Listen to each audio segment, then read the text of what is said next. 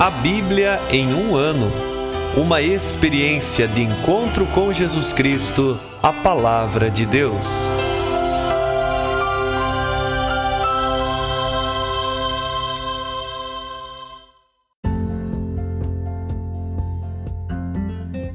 Olá, eu sou o Bruno, seminarista da Diocese de Ponta Grossa, Paraná.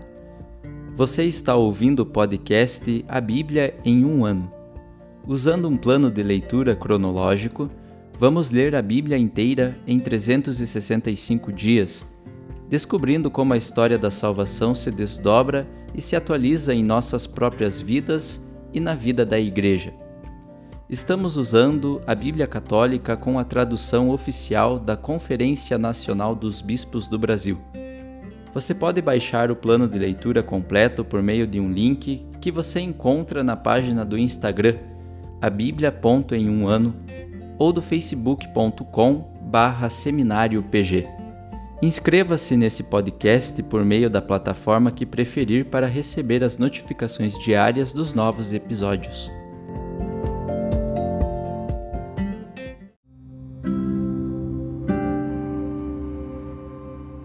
Olá, eu sou o Padre Joel Nalepa, da Diocese de Ponta Grossa, no Paraná.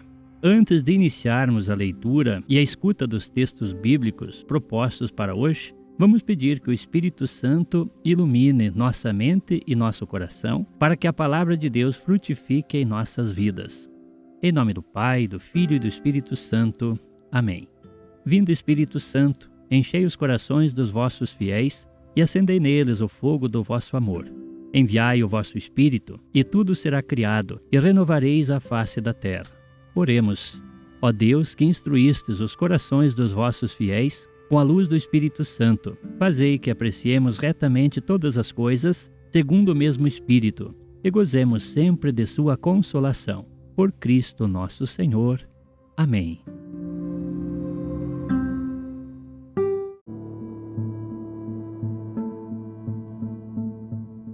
Hoje é o dia 309 do nosso podcast e leremos o segundo livro do Macabeus, capítulo 12, e Provérbios, capítulo 25, dos versículos 11 a 14. Segundo Macabeus, capítulo 12. Concluídos esses acordos, Lísias voltou para junto do rei, enquanto os judeus se entregavam ao cultivo da terra. Dentre os governadores locais, porém, Timóteo e Apolônio, filho de Geneu, bem como Jerônimo e Demofonte, e além desses Nicanor, o chefe dos cipriotas, não os deixavam trabalhar em paz e sossegados.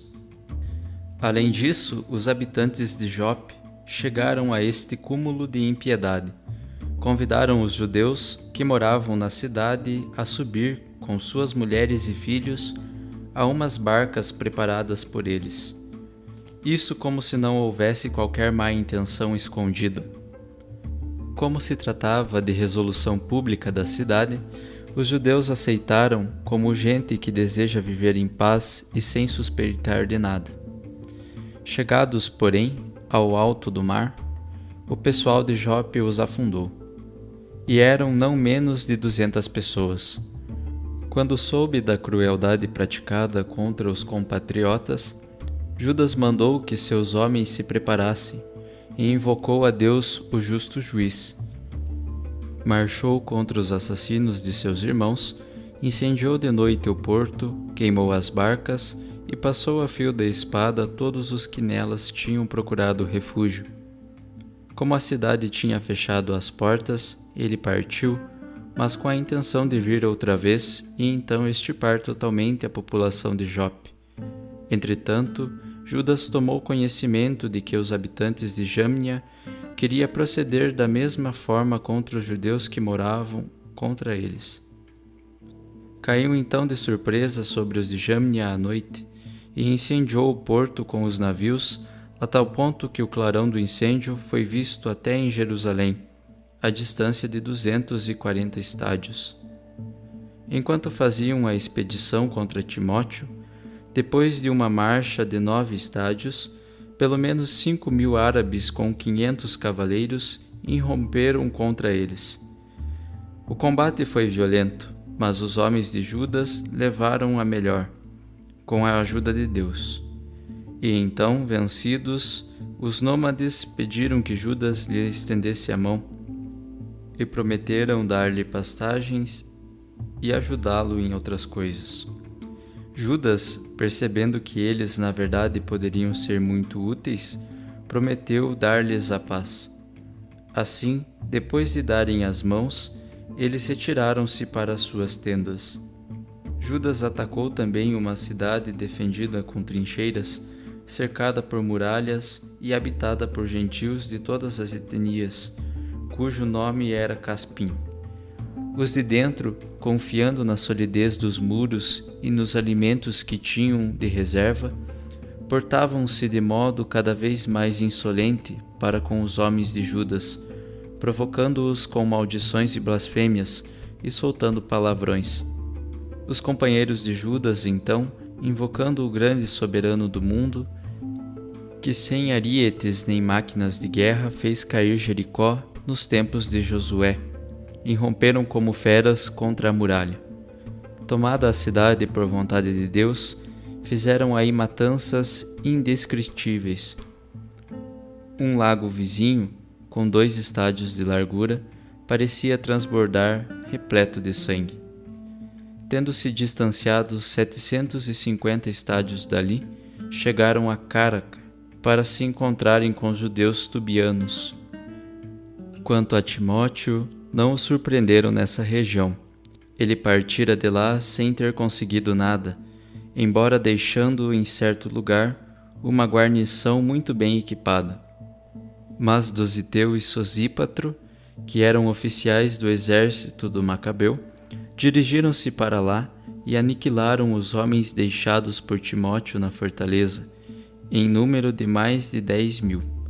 O Macabeu, por sua vez, tendo distribuído o seu exército em alas, confiou-as ao comando dos 2 mencionados oficiais e arremeteu contra Timóteo, que tinha consigo 120.000 soldados e 2.500 cavaleiros. Informado da aproximação de Judas, Timóteo mandou adiante as mulheres e crianças e o restante das bagagens para o lugar chamado Carnium.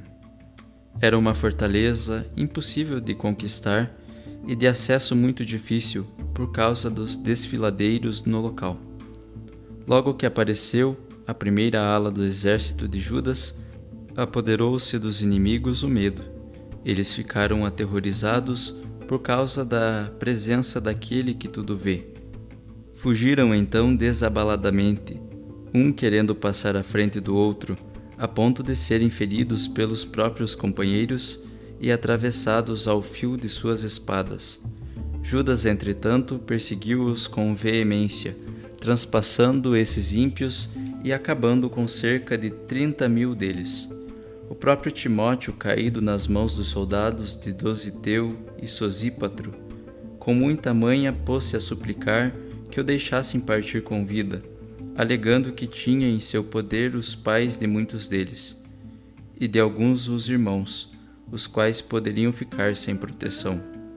Assim, tendo ele garantido de muitos modos que haveria de restituí-los são e salvos, segundo o pacto que propunha, deixaram-no partir a bem da salvação de seus irmãos. Em seguida, Judas marchou contra Carnium e o santuário de Atargates, onde matou 25.000 pessoas. Depois de infligida essa derrota e matança, Judas conduziu o seu exército contra Efron, cidade fortificada, onde vivia uma população de diversas etnias.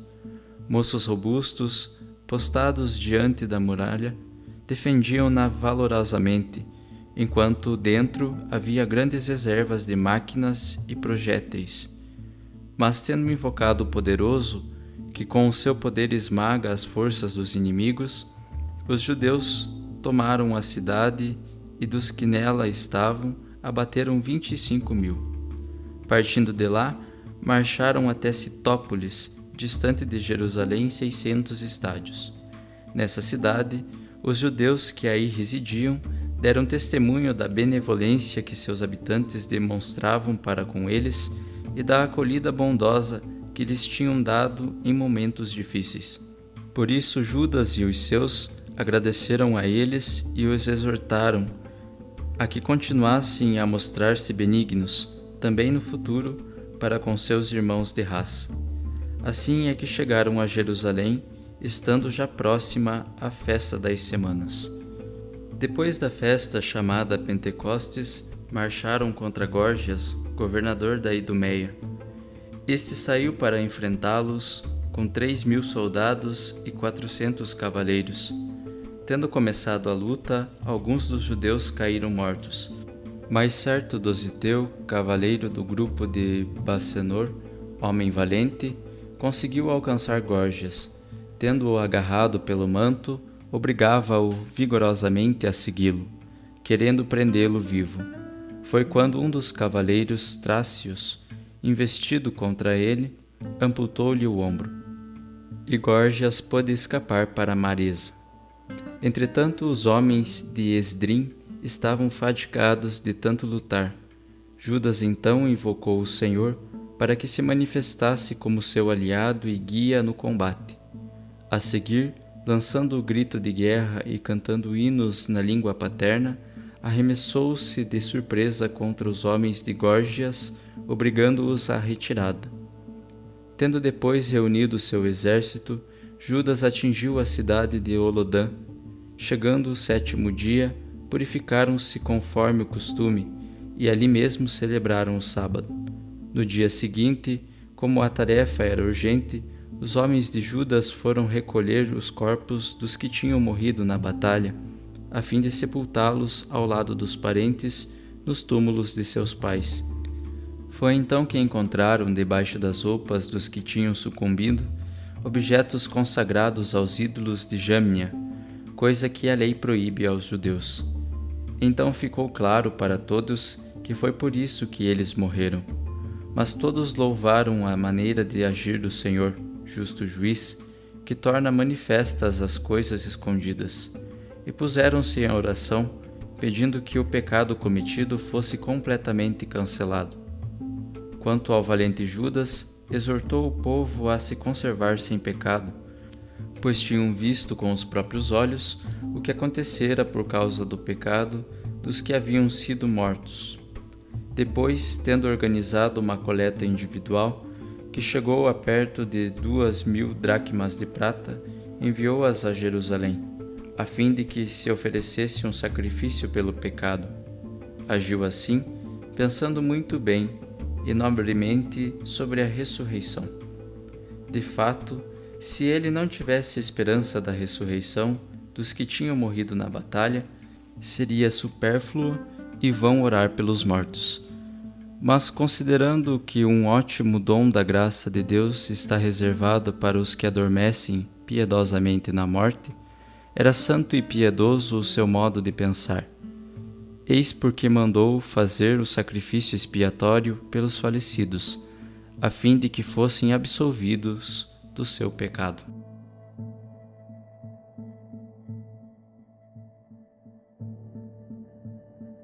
Provérbios capítulo 25, dos versículos 11 a 14.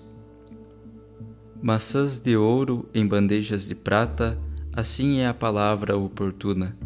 Brinco de ouro e pérola brilhante, assim é a censura do sábio a um ouvido atento. Como o frescor da neve em dia de verão, assim é o mensageiro fiel para quem o envia. Ele renova a sua vida. Nuvens de vento e chuvas que não vêm, tal é aquele que se gloria, mas não cumpre as promessas.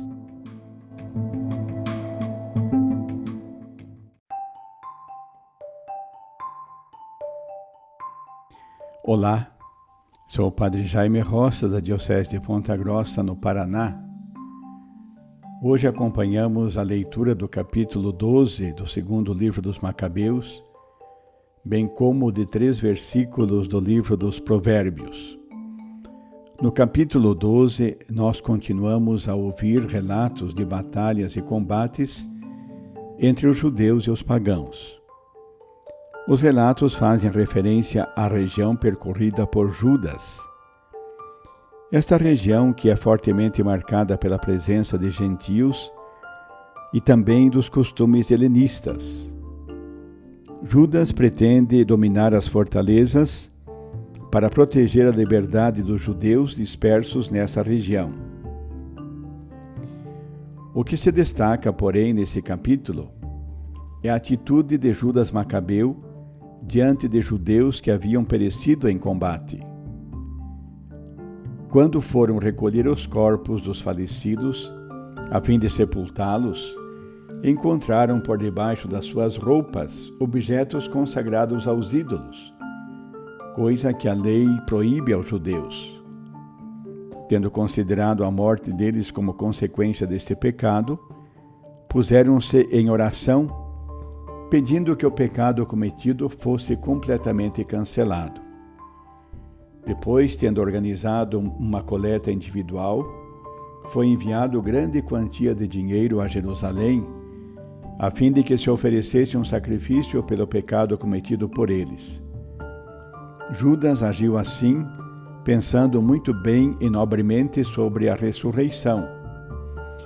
De fato, se ele não tivesse esperança na ressurreição dos que tinham morrido em combate, seria supérfluo e vão orar pelos mortos. Esta é uma passagem importante do Antigo Testamento, onde encontramos afirmações a respeito da fé, não só na vida eterna, mas também a respeito da eficácia da oração pelos falecidos. Assim diz o texto: considerando que um ótimo dom da graça de Deus está reservado aos que adormeceram piedosamente na morte, tal pensamento é santo e piedoso. Por outro lado, o oferecimento de sacrifícios em favor dos mortos também tem a sua validade. Esse texto constitui uma das bases de um dos artigos da nossa profissão de fé, que afirma a realidade da comunhão dos santos. O Catecismo da Igreja Católica, ao desenvolver esta verdade de fé, afirma: reconhecendo plenamente esta comunhão de todo o corpo místico de Jesus Cristo, a Igreja terrestre, desde os primeiros tempos da religião cristã, venerou com grande piedade a memória dos defuntos, e porque é um pensamento santo e salutar rezar pelos falecidos, para que sejam perdoados os seus pecados, também ofereceu sufrágios em favor deles.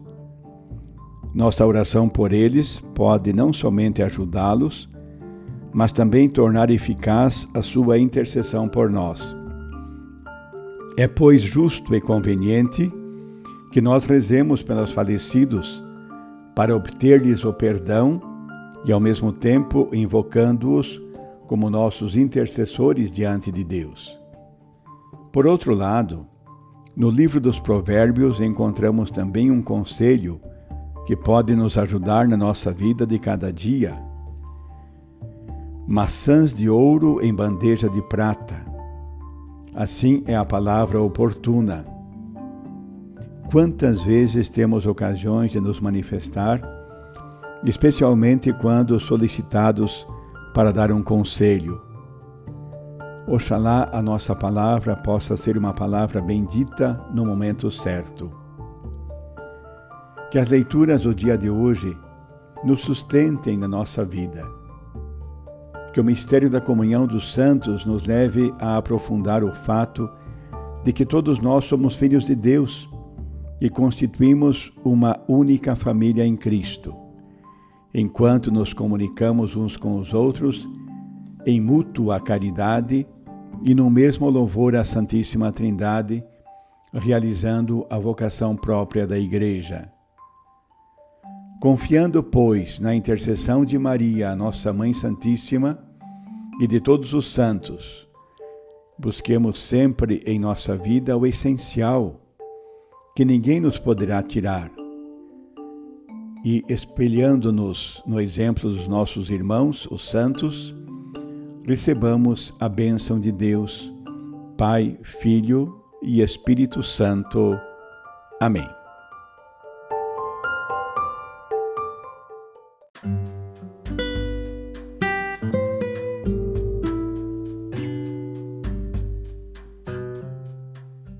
Queridos irmãos e irmãs, que possamos exclamar com São Pedro, a quem iremos, Senhor, Tu tens palavras de vida eterna, e que a cada dia, após a escuta atenta da palavra, possamos renovar a nossa opção por Cristo e pelos frutos de eternidade que Sua palavra nos oferece. Quem vos fala é o Padre Hélio Guimarães, da Diocese de Ponta Grossa, no Paraná. Oremos. Ó Deus, que unis os corações dos vossos fiéis num só desejo, dai ao vosso povo amar o que ordenais e esperar o que prometeis, para que na instabilidade deste mundo fixemos os nossos corações onde se encontram as verdadeiras alegrias. E abençoe-vos o Deus Todo-Poderoso, Pai, Filho e Espírito Santo. Amém.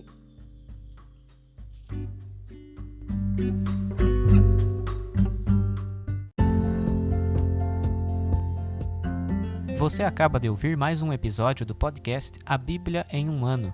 Continue nesse bom propósito de ouvir, ler e praticar a Palavra de Deus. Rezemos por todos que estão fazendo este caminho de leitura da Bíblia. Procure também participar da sua comunidade. A permissão para uso do plano de leitura The Bible in a Year com o Padre Mike Schmitz e Jeff Kevins foi concedida por Ascension. A versão original pode ser baixada em ascensionpress.com. Todos os direitos desse plano estão reservados à Ascension. Os demais conteúdos do podcast não são criados, revisados ou apoiados por Ascension. Até amanhã!